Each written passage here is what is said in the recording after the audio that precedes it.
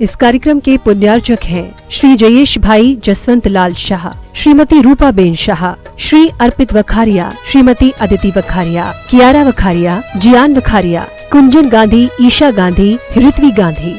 स्वर्गीय श्रीमती रोमी जैन जी की स्मृति में श्रीमान अमन कुमार जैन, श्री अनिल कुमार जैन, श्रीमती अनुराधा जैन, श्री विक्रांत जैन, श्रीमती काकुल जैन, अक्षिता, रक्षिता जैन, श्री ऋषभ, श्रीमती आरती, वीर, विक्रम जैन, निवासी अंबिकापुर, छत्तीसगढ़। जिनवाणी जगमैया बोलिए, द्वादशांग जिनवाणी माता की। और द्वितीय सास प्रदान करने के लिए मैं आमंत्रित कर रहा हूँ जिनके अवसर पर सास प्रदान करने का सौभाग्य प्राप्त किया, तालियां बजाकर वंदना करें। और हम सभी को आचार्य भगवान की दिव्य देशना सुनने का। जिनवाणी जगमैया जगत दुख मेट दो, जिनवाणी जगमैया जन्म दुख मेट दो। बोले द्वादशांग जिनवाणी माता की जय। और भारतवर्ष देखता है तो ये सौभाग्य आपको भी अर्जित होता है। हम सब मिलकर सामूहिक पूजन की ओर चलते हैं। बोलिए संत शिरोमणि आचार्य गुरु विद्यासागर जी महामुनि राज की, समस्त आचार्य संघ की। आचार्य गली जिनके दर्शन को पा करके हिलती मुरझाई हृदय। ओम ह्रीम श्री 108 आचार्य विद्यासागर मुनिंद्राय अत्र अवतर अवतर संबोसठ आवानन। जय हो जय हो जय हो। अत्र तिष्ठ स्थापनम। जय हो। परिपुष्पांजलि छिपामी। संसार के विषयों में रच ने अपने को भरमाया, इस राग देश की वह तरणी से अब तक पार नहीं पाया। इस विद्यासीन के गण कण से वह काल से धोने आया हूँ। इसका जाना मिट जाए मेरा यह बंद काटने आया। ओम ह्रीम श्री 108 आचार्य विद्यासागर मुनिंद्राय जन्म जरा मृत्यु विनाशनाय जलम निर्पामिति। से लुटाया है निज शांत स्वभाव न जान सका, जीवन भरे से चंदन सम शीतलता पान शरण तुम्हारी आया हूँ। संसार ताप मिट जाए मेरा चंदन वंदन को। ओम ह्रीम श्री 108 आचार्य विद्यासागर मुनिंद्राय संसार ताप विनाशनाय चंदनम निर्पामिति। तो केवल सपने थे भ्रम और जगत को भटकाना, चरणों में अर्पित अक्षय है।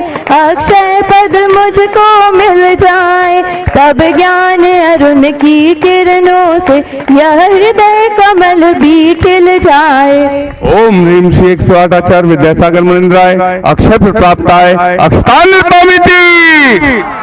में मतवाला कृष्णा को तृप्त करे जितनी, उतनी बढ़ती इच्छा ज्वाला। मैं काम भाव विघ्वंस करूं, मन सुमन चढ़ाने आया हूँ। यह मदन विजेता बन न सके, यह भाव हृदय से लाया हूँ। ओम ह्रीम श्री 108 आचार्य विद्यासागर मुनिंद्राय कामवान विध्वंसनाय पुष्पम निर्पामिति।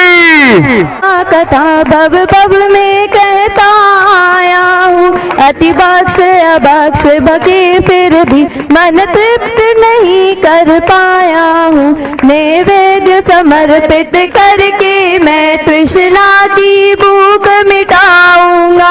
अब और अधिक ना भटक सकूं, यह अंतर बोध जगाऊंगा। ओम ह्रीम श्री 108 आचार्य विद्यासागर मुनिंद्राय क्षुधारोग विनाशनाय नैवेद्यम निर्पामिति। ने पहचाना मैं राग द्वेष से लिप्त रहा, यह हाथ रहा बस पछताना। यह दीप समर्पित है मुनिवर, मेरा तम दूर भगा देना। तुम ज्ञान दीप की बाती से मम अंतर दीप जला देना। ओम ह्रीम श्री 108 आचार्य विद्यासागर मुनिंद्राय महामोहांधकार विनाशनाय दीपम निर्पामिति।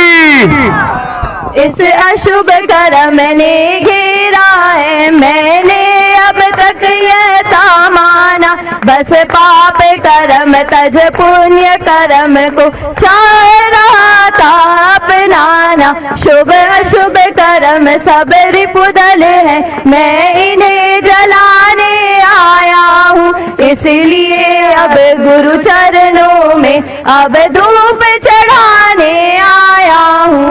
ओम ह्रीम श्री 108 आचार्य विद्यासागर मुनिंद्राय अष्टकम दहनाय धूपम निर्भाविती। मिटा डाला मैं चितानंद में लीन रहूं, पूजा का यह फल पाना है, पाना था जिनके द्वारा वह मिल बैठा मुझे ठिकाना है। ओम ह्रीम श्री 108 आचार्य विद्यासागर मुनिंद्राय महामोक्ष प्राप्ताय फलम निर्भाविती। मस्त रहा चारों गतियों की ठोकर को खाने में अभ्यस्त रहा, मैं हूँ स्वतंत्र ज्ञाता दृष्टा, मेरा पर से क्या नाता है, कैसे अनर्ग पद पा जाऊं, यह अरुण भावना भाता हूँ। ओम ह्रीम श्री 108 आचार्य विद्यासागर मुनिंद्राय अनर्थ प्राप्ताय अर्घम निर्भाविती। भाव मेरा सारा दुख दर्द हरो, यह अर्घ भेंटने लाया हूँ, हे तपो मूर्ति हे आराधक, हे योगीश्वर हे महासंत, हे अरुण कामना देख सके युग युग तक आगामी। ओम ह्रीम श्री 108 आचार्य विद्यासागर मुनिंद्राय जय माला पूर्णार्घम निर्मामिति। नमो वज्रायाणं नमो लोये शब्दसाहूणं। चंद्रगिरी के चंद्र भगवान की, गुरु नाम गुरु आचार्य ज्ञान सागर जी महाराज की, मुख माटी रचयिता आचार्य परमेश्वरी गुरुदेव की, पूज्य मुंशी चंद्र सागर जी निराम सागर जी महाराज की।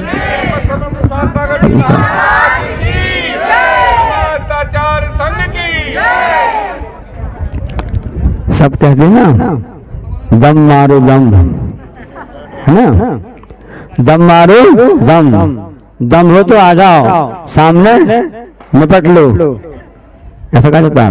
दम मतलब होता है साहस, शौर्यता, वीरता का प्रतीक है। वही दम जब निकल जाता है जब उसका उल्टा हमारे पास में आ जाता है। दम का उल्टा क्या होता है? क्या होता है? मद, घमंड जिसको कहते हैं। और आगम में घमंड 8 प्रकार के, जो मद है ना 8 प्रकार के बताए गए हैं। जाति, ज्ञान, कुल, जाति कुल जाति, ज्ञान का, रूप का, ऐसे मद 8 प्रकार के होते हैं। तो जहाँ पर मद आ जाता है वहां पर दम निकल जाता है। उस समय थोड़ा बहुत तबीयत फूल जाता है उस समय दम मद के कारण से, लेकिन बाद में उसके लिए क्या स्थिति होती है ना, उसमें पंक्तियां पड़ोगी। एक कव्वाली आती ना, याद रख सिकंदर के हौसले तो वाली थे, जब गया था दुनिया से दोनों हाथ खाली थे। सर को उठाने वाले एक दिन ठोकर खाएगा और मिट्टी मिल जाएगा। ऐसी कव्वाली आती ना कि जो सर को उठा के चलता है मतलब उसके अंदर कुछ मद है तभी चल करता है, लेकिन जब वह नीचे ऊपर देखता है, नीचे नहीं देख के चलता है। दिगंबर साधु होते हैं जिनकी की ईजा पर समिति होती है, वो नीचे देख कर चलते हैं कि हौले हौले पांव रखते हैं, किसी जीव की हिंसा ना हो जाए। हमारे पैर के माध्यम से कोई भी 1 इंद्री, 2 इंद्री, 3 इंद्री, 4 इंद्री, 5 इंद्री की हिंसा ना हो जाए, उनको कष्ट ना पहुंच जावे। ऐसे हिंसा के पुजारी कहलाते हैं, मुनि महाराज कहलाते हैं, दिगंबर साधु कहलाते हैं। लेकिन जिनके मन में ऐसे भाव नहीं रहते हैं, दम जिनके मद आ जाता है वो ऊपर चल के देखता रहता है, बाद में ठोकर खा जाता है। लोग कहते हैं ना कि बुद्धि नहीं चल रही इसके लिए दिमाग नहीं चल रहा है, इसको कुछ बादाम खिलाओ तो इसकी थोड़ी बुद्धि चलेगी, इसको कुछ बुद्धि आ जाएगी। लोग कहते हैं कि बादाम खाने से बुद्धि आती है, लेकिन नीतिकार कहते हैं कि बादाम खाने से बुद्धि नहीं आती है, ठोकर खाने से बुद्धि आती है। जिसको मद रहेगा तो उस समय तो वह नीचे देखेगा नहीं और ठोकर खाएगा, अपना बुझेगा कि हाँ मुझसे गलती हो गई, मैंने ध्यान नहीं रखा, तो स्वयं के शरीर का भी नुकसान हो गया और यदि उसके पास में कुछ जीव भी है उसका भी नुकसान हो जाता है। ये मद कहलाता है। दोनों भाई हम वहां पर जाएंगे, उन्होंने कहा माता पिता से इनकार कर दिया, मत बेटे वहां मत जाओ, वहां जाओ तुम्हारा नुकसान हो जाएगा, क्योंकि वहां पर ऐसा व्यक्ति रहता है जो कि हमारे लिए ठीक नहीं है, हमारा क्षेत्र अलग है, उनका क्षेत्र अलग है। नहीं हम तो जाएंगे, क्योंकि जिस स्वभाव होता है बच्चों का, और आजकल तो ज्यादा ही हो गया बच्चों का, गिनती के बच्चे रहते हैं और उसके बाद में वो नहीं उनकी बात नहीं सुन जाती है तो अपने हिसाब से वो दम दिखाना चालू कर देते हैं। मद आ जाता है बच्चों में, बंद आता है, ऐसा नहीं है कि बड़े बस में मद आता हो, छोटों में भी मद आ जाता है। माँ बाप ने कहा कि देखो हमने इतना पढ़ाया लिखाया सिखाया है, हमारी बात मान लो, वहां पर मत जाओ। नहीं, आपने पढ़ाया किस लिए, हमको इतना ज्ञान आपने दे दिया है तो हम वहां जाकर के अपना ज्ञान का उपयोग करेंगे और वहां जाकर के उनसे हम लोहा लेंगे, उनका सामना करेंगे। नहीं अपनी योग्य नहीं है, मत जाओ मत जाओ। दोनों ने बात नहीं मानी और वहां पर जाते हैं और उनसे कहते हैं कि आपको हमारे साथ कुछ बातचीत करना हो तो कर सकते हो, हम इतने बड़े बड़े लेके विद्वान हैं। तो उन्होंने बोला मैं तो ज्यादा पढ़ा लिखा नहीं हूँ और मैं कर ही नहीं सकता हूँ। नहीं, मुझको आप नमस्कार करो और हमसे शास्त्र की चर्चा करो। आपको नमस्कार करूं, मेरा संकल्प तो है कि मैं सिर्फ 5 को नमस्कार कर सकता हूँ, छठवें का नंबर आते ही नहीं है।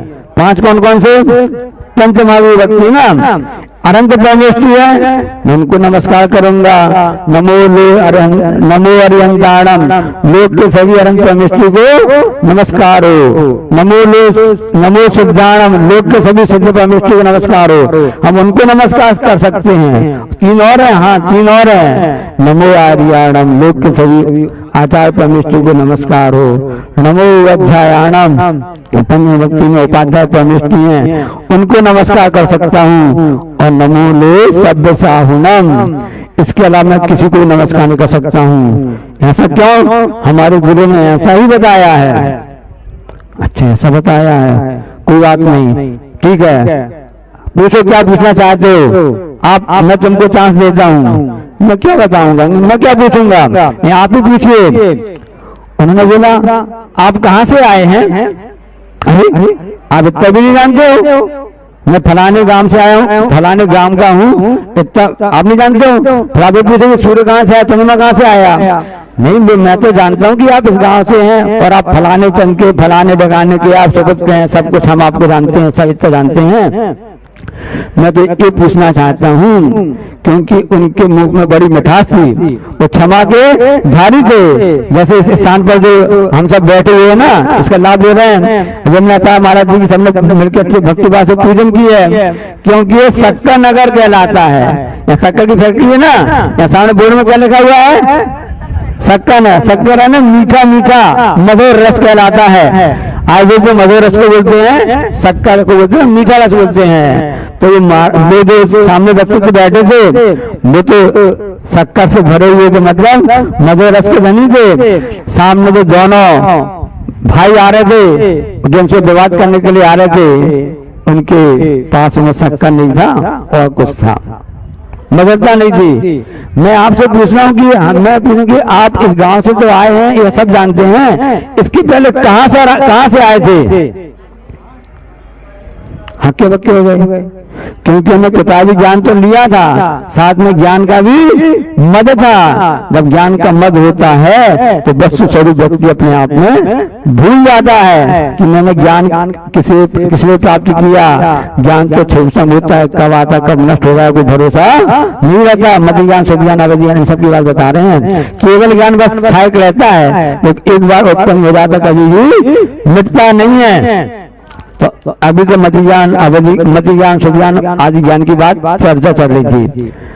अरे आप लोग अभी कह रहे हो आप लोग तो पहले सियार थे, सियार जो गीदड़ बोलते ना, लोमड़ी फॉक्स एक ही बात है ना, सियार।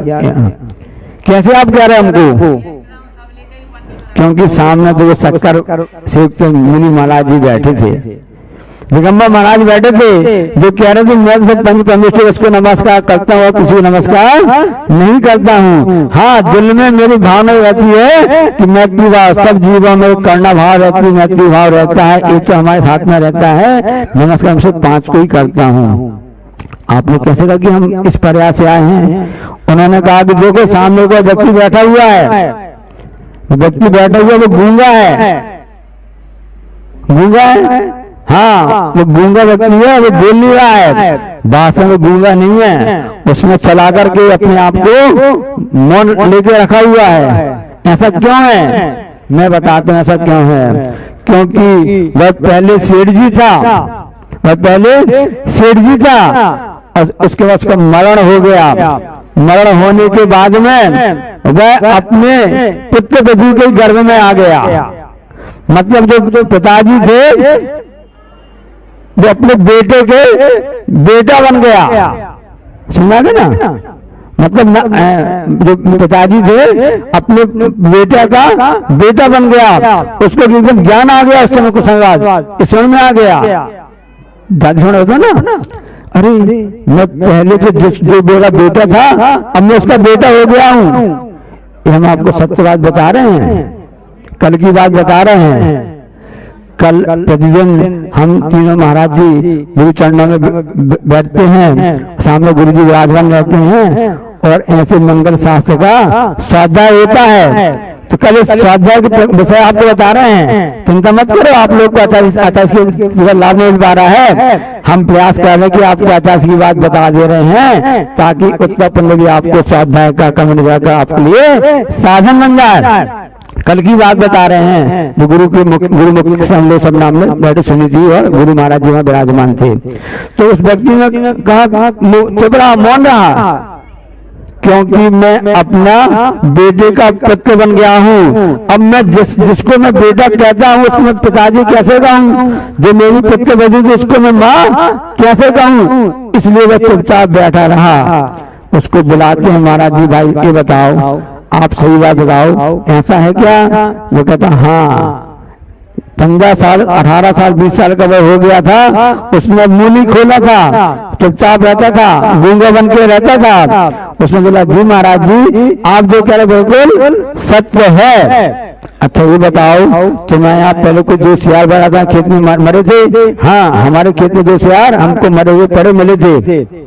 हुआ ऐसा था कि उस समय पानी बरस रहा था और 6-7 जगह पानी बरसा और जो सेठ जी थे अपने किसान अपने उसमें गए हुए थे, खेत में गए थे, वहां सामान छोड़ करके आ गए। अब जो 2 सियार थे वो सियार अब भूख कब तक सहन कर दे, क्योंकि पापी पेड़ का सवाल है, भूख तो लगेगी। तो वहां जो उनका सामान छोड़ के आ गया था, रस्सी वगैरह थी, उन सियार ने खा ली तो उससे उनका पेट में दर्द हुआ और उसी प्रकार उनका मरण हो गया। मरण हो करके ये तुम दोनों भाई यहाँ पर उत्पन्न हुए हो, आगे जो भी सिस्टम हो करके इस ढंग से आए हो। अब सोचो जो अपने ज्ञान में मद में फूले हुए थे उनका मत चूर हो गया। उस शास्त्र में लिखा था कि तुम मत कर दो कि मैं जाति का हूँ, मैं स्कूल का हूँ, मैं फलाने खानदान से आया हूँ। तो तुम भूल गए कि तुम किससे आए हो? तुम सियार की प्रयास से आए हो। मनुष्य बन का अच्छी बात थी, अल्प आरंभ परिग्रह से सब होता है, अनेक भावना से होता है, बहुत आराम बहुत परिग्रह से तो नरक गति का नरक आयु का आशा होता है। मनुष्य आयु का बंद किया, मंद का साई हो गई, इसलिए आपसे मनुष्य प्राप्त कर लिया आपने।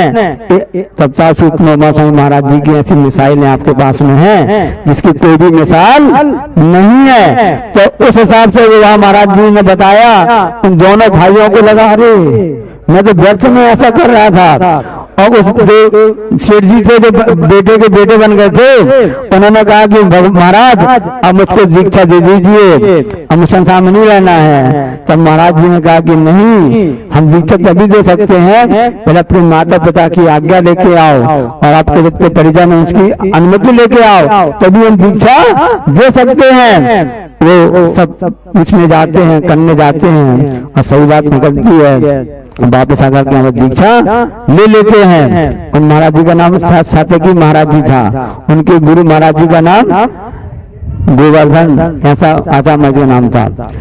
और वो दोनों जो भाई थे उनका नाम अग्निभूति और वायुभूति था, जो कि ज्ञान के मद में थे, जाति के मद में थे कि मैं तो जिस खानदान से आया हूँ हमारे टक्कर का कोई भी नहीं है।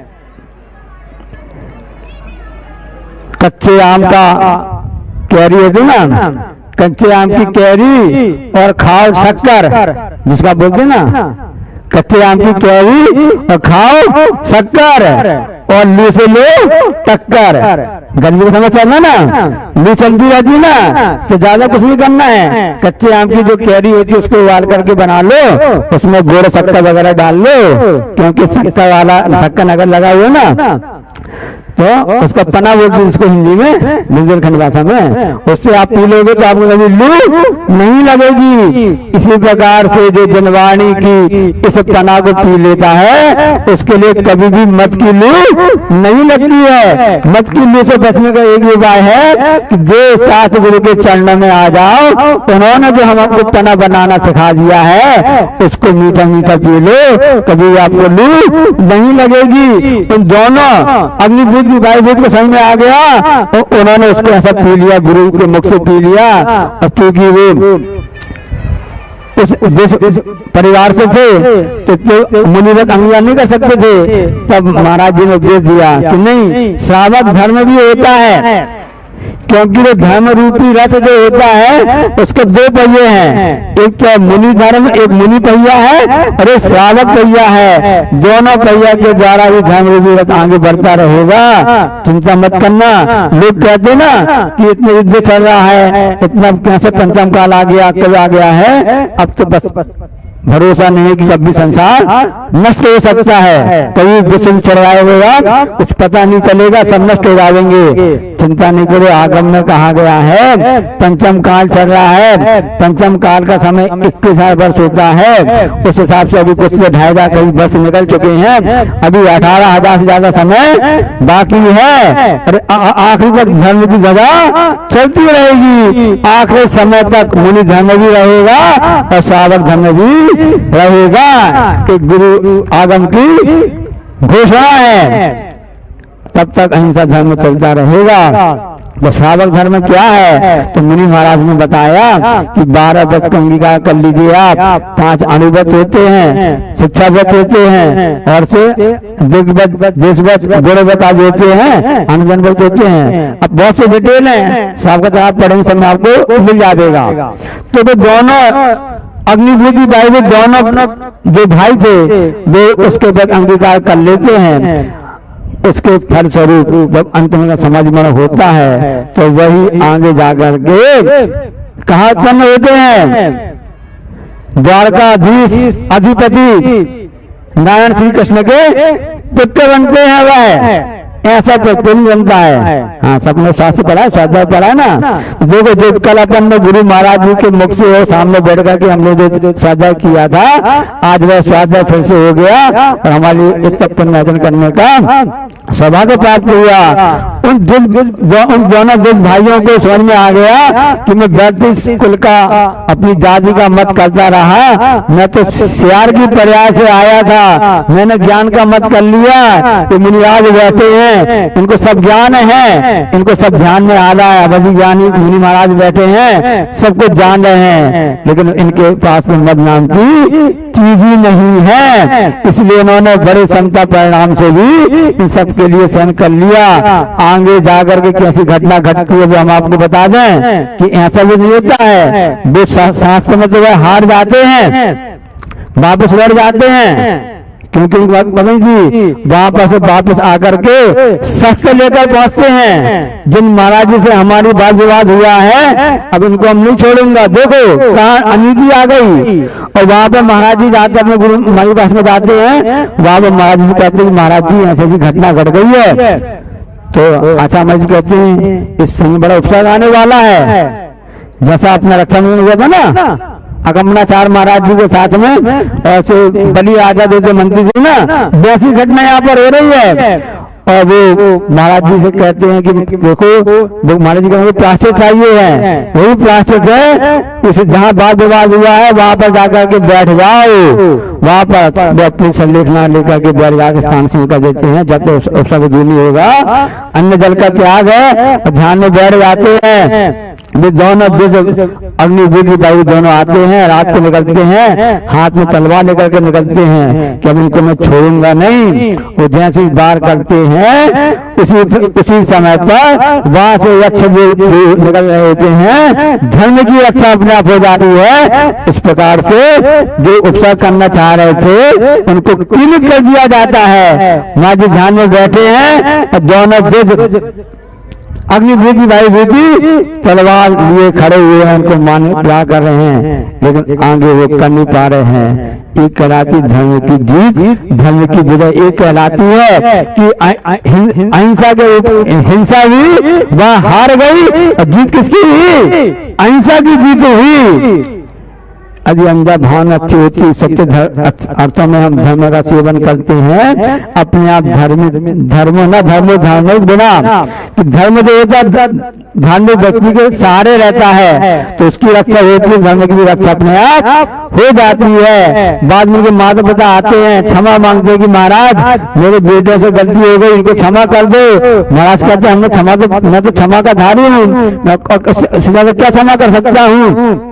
यक्ष से कहते हैं यक्ष इन दोनों को छोड़ दीजिए ये आगे भव्य प्राणी है। और वो समय दोनों अग्नि विधि श्रावक के वध कर लेते हैं और आगे जाकर के वह श्री कृष्ण के पुत्र बनते हैं। तब वह मोक्षगामी कामदेव बन करके अपना कल्याण कर लेते हैं। आचार्य महाराज जी कहते हैं कोई भी नियम ना छोटा होता है ना बड़ा होता है। नियम तो नियम होता है बस उस नियम को पालन करने की दर्जा हमें आना चाहिए। परीक्षा तो होती रहती है जो उस नियम के दर्जा से पालन करता है वह परीक्षा में सफल हो जाता है। जैसा कि वह अग्निभूत या वायुभूत सफल हो गए और आगे उन्होंने अपना कल्याण करके मोक्ष को प्राप्त कर लिया।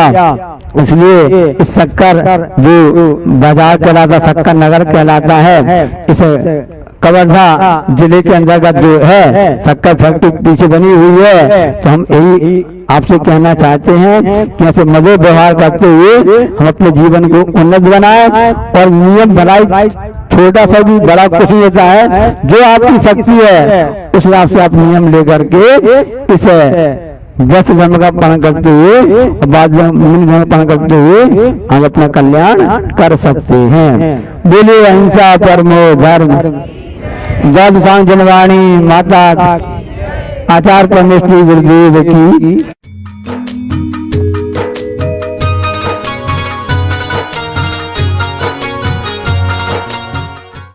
ओम नमः सिद्धेभ्यः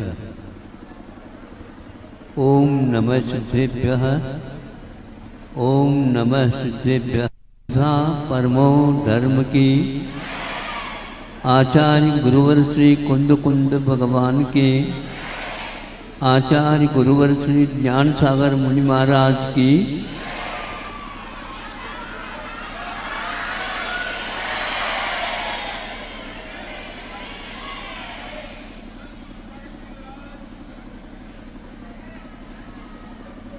यहाँ पर गर्मी के समय के योग्य यह क्षेत्र है। सर्दी और वर्षा के समय पर इसको मात्र स्मरण में लाया जा सकता है। फिर भी लोग इस समय यह क्षेत्र का पंच कल्याणक होना था। विशालकाय यह मंदिर जो कि देवों के द्वारा भी अहरनिश पूजित जैसा लगता है, इस क्षेत्र से जब कभी भी देवलोग विचरण करते हैं अवश्य नतमस्तक होते होंगे। यह मनुज कृतानाम देवराजार्चितानाम जिनवर निलयानाम भावतोहम स्मरामि।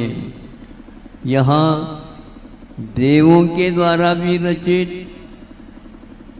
और मनुष्यों के द्वारा भी रचित ऐसे जो कृत्रिम और अकृत्रिम शौचालय हैं उनके श्रेणी में आने वाला यह जिनालय है।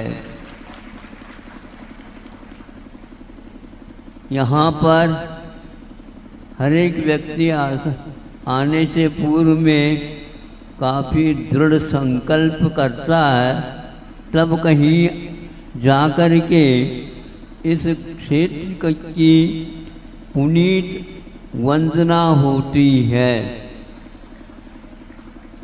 यहाँ की विशेषता मंदिर तो शिखरबंद है ही, यहाँ पर पूरे भारत की जनता का पाई पाई सही लेकिन लगा हुआ है। जो मन में आया जेब में हाथ डाला और इस ट्रेजरी में पहुंचा दिया और धन्य माना अपने आप को। हमारा यहाँ पर आने का इस समय का प्रयोजन आप लोगों को तो ज्ञात है ही। जिन्हें ज्ञात नहीं है तो उनको भी हम ज्ञात करा दें, ताकि इससे पूर्व में यहाँ पर 4-5 चातुर्मास हो गए हैं और सर्दी के समय पर जनवरी में पहले प्रारंभ में मैं यहाँ पर आया था। उस समय से लगातार यहाँ पर इस मंदिर का निर्माण करने में कर्मठ कार्यकर्ता उदार मना पूरे भारतवर्षी, उसमें भी मुख्य रूप से छत्तीसगढ़ और मध्य प्रदेश लगा हुआ है।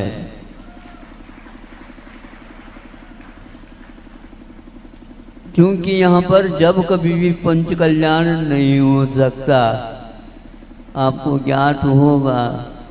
इसलिए यह समय जो एक प्रकार से चैत्र का पूर्व भाग और फाल्गुन का एक प्रकार से अंतिम सप्ताह में चुना, फिर भी यह क्षेत्र हमेशा कुछ न कुछ तो वर्षा करता ही रहता है।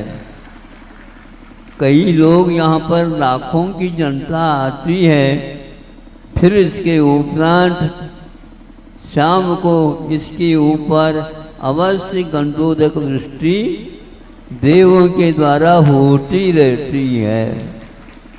अब यहाँ पर कई लोग पहले से ही कह रहे हैं हमें भी यहीं रहना है। जब आप लोग कहेंगे तो महाराजों के भी मन में आ सकता है। कितने ऋषियों ने, मुनियों ने और यतियों ने, यहाँ पर तपस्वियों ने, कितनों ने अपने आत्मा को पुनीत पवित्र बनाया। इतिहास भर साक्षी है। जब प्रत्यक्ष ज्ञान होगा तो इस क्षेत्र का इतिहास पूर्णतः ज्ञात होगा। यहाँ का वातावरण ऐसे है, ध्यान लगाने की आवश्यकता नहीं, यहाँ पर आने के उपरांत अपने आप ध्यान लग जाता है। लगा है क्या नहीं? आओ तो कह दो आओ। जिस क्षेत्र का उपयोग करते हो उस क्षेत्र का नाम बार बार लेना चाहिए। आगे के एक सप्ताह में आप देखेंगे यहाँ पर पूरे भारतवर्ष में देश विदेश से जनता आएगी और आप लोग कहाँ बैठोगे? जगह कहाँ से ले आओगे?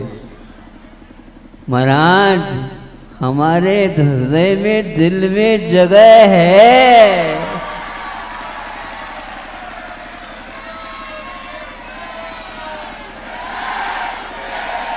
आदिनाथ भगवान यहाँ पर बहुत दिन से प्रतीक्षित हैं और कौन कौन व्यक्ति अपने संपदा का, चंचल संपदा का उपयोग करके इस महोत्सव को बहुत ही ऊंचा बनाने वाले हैं, वो यहाँ पर एकत्रित होंगे और उसमें हमें भी आने का अवसर प्राप्त हुआ है। कई लोगों की शिकायत थी महाराज हमें क्यों नहीं बुलाया जा रहा है, तो हमने कहा आप लोगों के माध्यम से मैं प्रतिनिधि होकर के 3-4 महाराजों को ले आया हूँ, इसलिए आप बड़े बाबा के यहाँ तो बुलाया था, लेकिन यहाँ के वातावरण को देख करके ये व्यवस्था आपकी आप करने वाले हैं और आप बीमार पड़ जाओ तो कैसा होगा?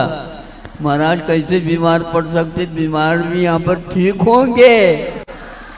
हमने सुना है यहाँ पर पूरी यह पहाड़ी इलाका में है, दवाइयाँ भरी हुई हैं, यहीं से दवाएं जड़ी बूटी यहीं से चली जाती हैं। दुनिया में कहीं भी आँखों के लिए औषध नहीं है, किंतु यहाँ पर गुल बकावला, यहाँ पर इसका कोई भी शानी नहीं है।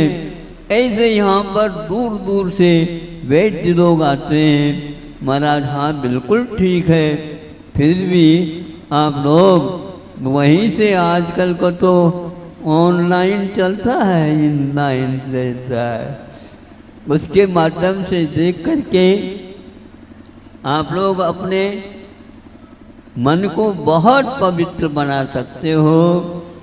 आज तो इतना ही हमारा आना हुआ है, इतना ही चाहता हूँ कल से संभव है पात्रों का यहाँ पर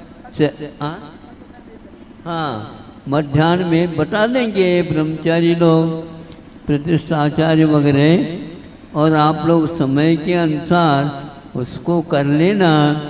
आज हमारा 15 दिन का चतुर्दशी का प्रतिक्रमण है और आज उसको करके हम भी निवृत्त हो करके उन सब कार्यों में यथाशक्ति यथा समय भाग लेने का प्रयास करूंगा। और अब यह आप लोग कार्यकर्ता वगैरह अपने अपने ढंग से करते आए हैं वर्षों से, लेकिन कई लोग अपने ढंग से पात्र चयन करने लगे हैं, लेकिन प्राचीन काल से जो आया है कि उसी के अनुसार पात्रों का चयन होगा, ऐसा कमेटी ने निर्णय लिया है, बताते हैं। आवश्यक बातें समय पर मैं बेटा रहूँगा और ये आप लोगों का कर्तव्य है। प्रारंभ होना है कि दुनिया से लोग यहाँ पर वंदना के लिए आएंगे और उसकी व्यवस्था भी जैन समाज को ही करना है। ये बहुत बड़ा दायित्व है। फिर भी जैन समाज बहुत लंबा चौड़ा बहुत दूर तक फैला हुआ है, किंतु पात्र के लिए तो उदारता की, भक्ति भावना की बड़ी आवश्यकता है।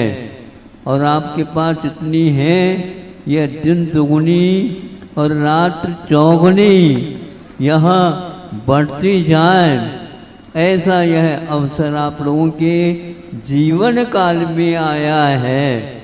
यह हजारों वर्ष के बाद इस प्रकार के महोत्सव यहाँ पर संपन्न हो रहे हैं और होने के लिए उम्मीदवार खड़े हैं। और सरकार के तरफ से जो नक्शा है, मैप है, वो बदलते जा रहे हैं। यहाँ पर आने के मार्ग कहाँ कहाँ से हैं, तो मैंने तो ये पूरी परिक्रमा ही लगा दी। यहाँ पर जहाँ कहीं से भी आ सकते हैं आप, जबलपुर से आ सकते हैं, बुढ़ार से आ सकते हैं, कोटमा से आ सकते हैं, डिंडोरी से आ सकते हैं, कलतरा से आ सकते हैं, विलासपुर से आ जाते हैं, आ सकते हैं। पिंडरा वाले तो अंतर यहीं पर बैठे हुए हैं। इस प्रकार बहुत दूर दूर से लोग यहाँ पर आ सकते हैं, विमान से भी आ सकते हैं और मेरे जैसे पगडंडी से भी आ सकते हैं। मैं सोच रहा था कि जा पाऊंगा क्या नहीं, कैसे नहीं आ पाऊंगा। पहले तो आदिनाथ भगवान हमारे निमित्त से ही आए हैं और हम अर्जी लगाएंगे और अवश्य आज यह शुभ अवसर प्राप्त हुआ। भगवान से प्रार्थना करो, यह जितने दिन हैं यहाँ पर यह उत्सव अच्छे साधन संपन्न हो। इन्हीं भावनाओं के साथ आचार्य ज्ञान सागर महाराज जी को बार बार स्मरण करता हूँ। उन्होंने ही यह शक्ति दी है, मति दी है, सब कुछ उन्हीं का है, उन्हीं के लिए यह समर्पित है।